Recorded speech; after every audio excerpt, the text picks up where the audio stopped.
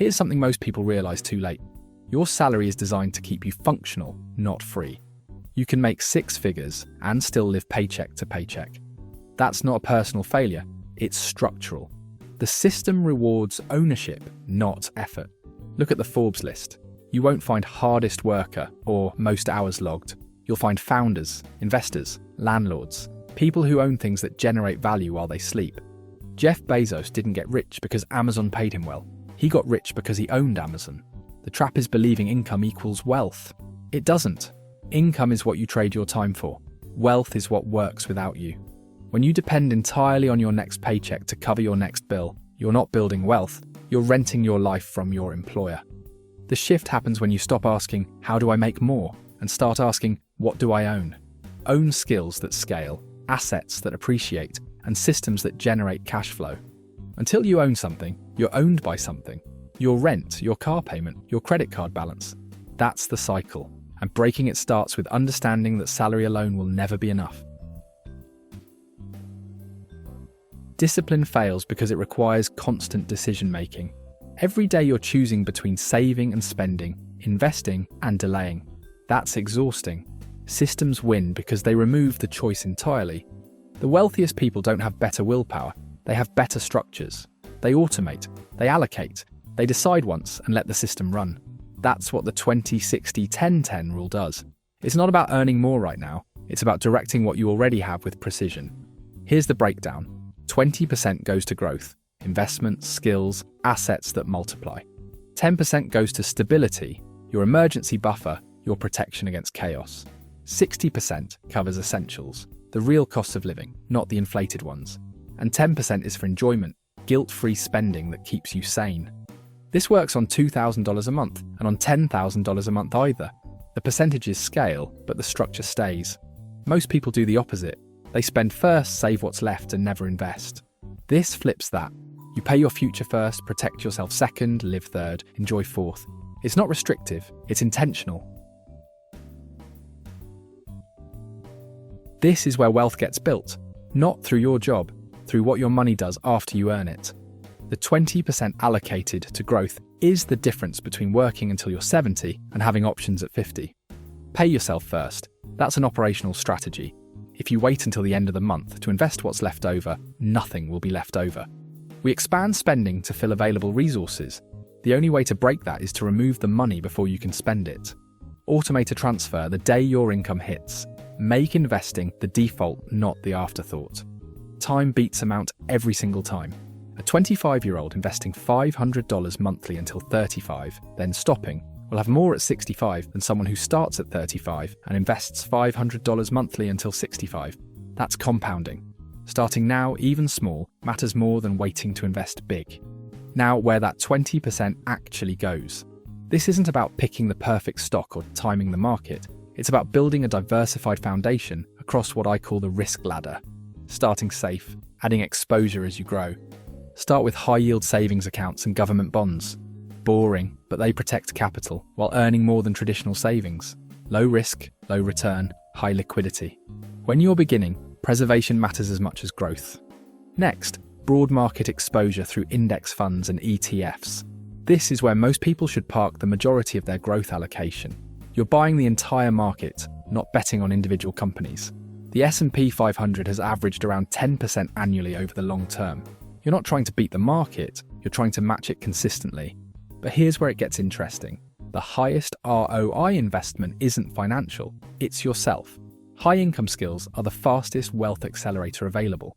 Learn copywriting, sales, coding, video editing, digital marketing. A $2,000 course that increases your earning potential by $20,000 annually is a 10 times return in year one. No stock does that reliably. Then there's real estate exposure through real estate investment trusts. You own property portfolios with the price of a single share. You get dividends from rent and potential appreciation without being a landlord.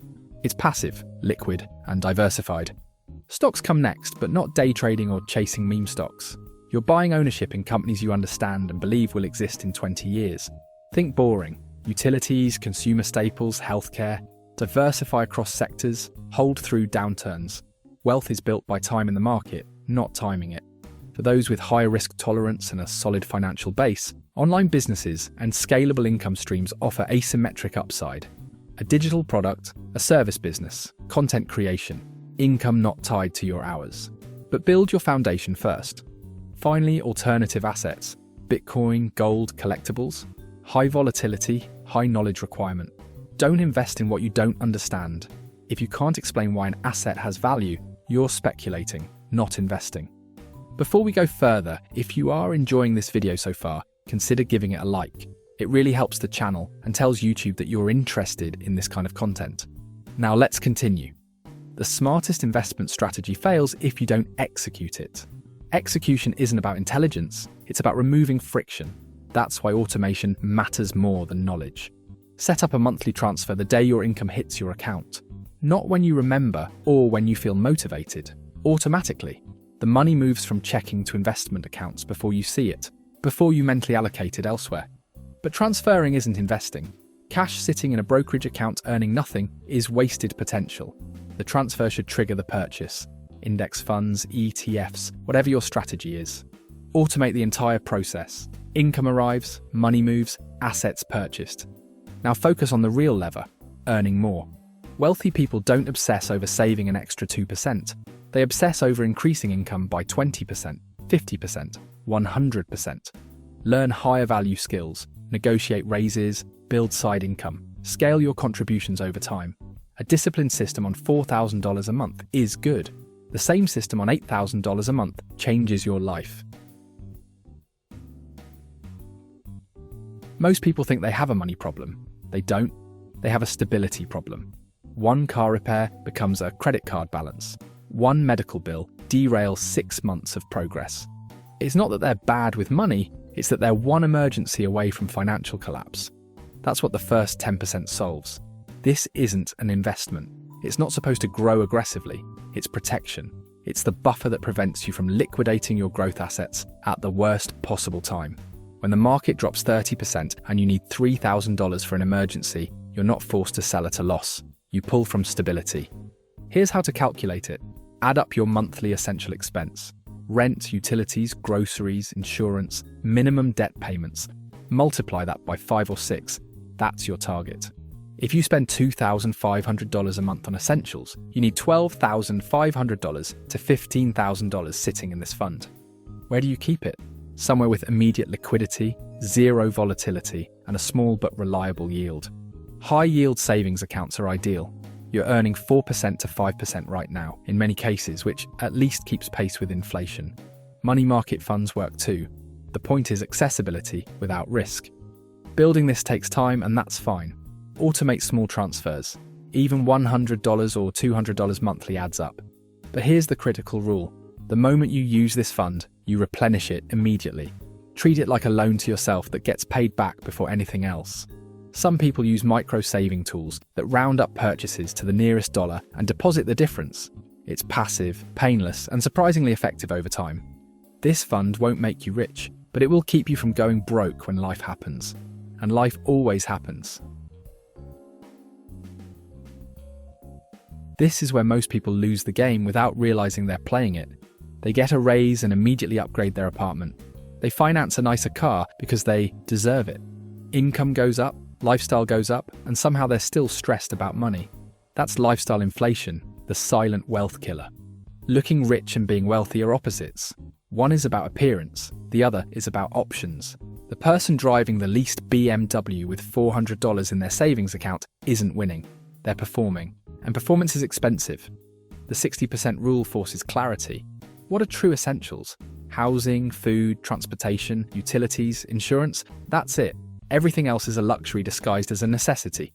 You don't need the premium cable package. You don't need the brand name groceries. You definitely don't need a car payment that eats 20% of your income.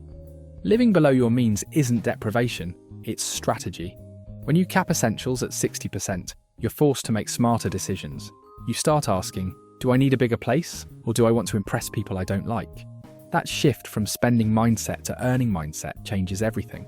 The two biggest wealth killers are housing and transportation. People stretch for the maximum mortgage they qualify for, then complain they can't save. They finance cars they can't afford because monthly payments feel manageable until they're trapped in them for 6 years. Let's be specific. If you make $5,000 a month, your essentials cap is $3,000. If your rent is $1,800 and your car payment is $500, you've already used 77% of your essential budget before food, utilities, and insurance. You're not building wealth, you're servicing lifestyle debt. Here's how you cut without sacrificing quality of life. Downsize strategically. A smaller apartment in the same area costs less and forces you to own less. Use transportation alternatives. Buy a reliable used car instead of financing new. A $12,000 used Toyota will last a decade. A $40,000 financed SUV will cost you $50,000 plus with interest and keep you broke. The long-term impact of fixed costs is brutal. A $400 monthly car payment over 10 years is $48,000. Invested at 8% annual return, that's $73,000. You're not choosing between a nice car and a boring car. You're choosing between a car and financial freedom. Systems beat willpower here too. Set spending rules. Wait 48 hours before any non-essential purchase over $100. Use cash for discretionary spending. It's psychologically harder to part with. Build intentional purchasing frameworks. I only buy this if I've wanted it for 30 days and it replaces something I already own. The goal isn't to live like you're broke when you're not. It's to live like someone who understands that every dollar spent on ego is a dollar stolen from freedom. Here's what happens when you cut too hard. You burn out, break the system, and binge spend out of resentment. Extreme restriction doesn't build wealth, it builds emotional backlash. That's why the final 10% exists. It's not a reward for good behavior, it's structural sustainability. This is your fun fund. A separate account, ideally, so it's psychologically distinct from everything else. It's a fixed percentage, not a fixed amount. So as your income grows, so does your guilt-free spending. You use this for whatever brings you joy. Concerts, dining out, hobbies, travel. No justification required, no guilt attached. But here's the nuance. Experiences outlast objects. A dinner with friends creates memories. A new gadget creates clutter. The dopamine hit from buying something fades in days. The story from a weekend trip lasts years. This isn't about denying yourself pleasure. It's about making pleasure intentional. When you know you have 10% allocated purely for enjoyment, you stop feeling guilty about spending it. And when you stop feeling guilty, you stop compensating with impulsive purchases that aren't even satisfying. You spend less overall because you're spending deliberately. You grow. The 20% compounds. Your skills multiply your income. Your assets appreciate. Every month, you're building momentum that doesn't require your constant attention. You're protected. The 10% stability fund means emergencies don't destroy progress. A broken laptop or unexpected bill is an inconvenience, not a catastrophe. You don't spiral into debt because life happened. You stay consistent. The system is sustainable because it's not built on deprivation. The 10% enjoyment allocation keeps you sane. You're not white-knuckling through life waiting for some distant future freedom. You're living now while building for later. You build wealth quietly. There's no need to impress anyone. No financed luxury to prove success. Wealth isn't about appearance. It's about options. The freedom to say no, the ability to take risks, the choice to work because you want to, not because you have to. That's what this system creates. Not overnight, not dramatically, but inevitably. Follow it daily, and staying broke becomes impossible.